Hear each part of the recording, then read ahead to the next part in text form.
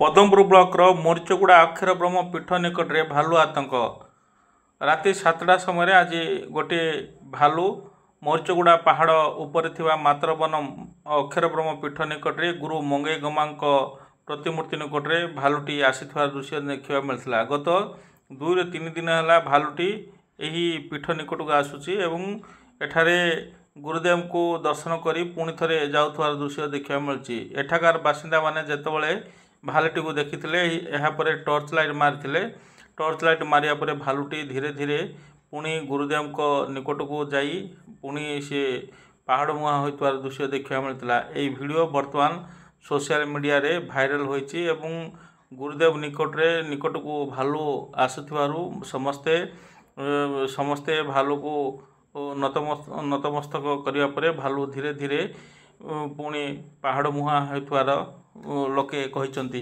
तेबे ए भालुटी गत 2-3 दिन है राउतरंगा अंड्रुगुड़ा इंदुपुर एवं आखपाख अंचल पहाड़ अंचल 2-3 दिन है भालुटी घूरी बुलुवार दृश्य देखा मिलूँ।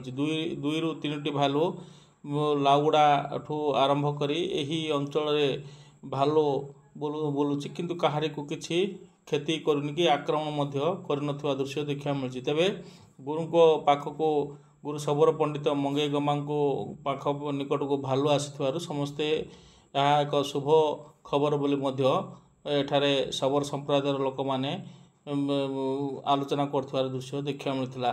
यह हूँ राति 7:30 समय दृश्य। गत 2-3 दिन है ये भालुटी एठा को आसूची एवं गुरुदेव को दर्शन करी पुणी थे जंगल मुहां होतुआ ग्राम बासिंदा आलोचना कर।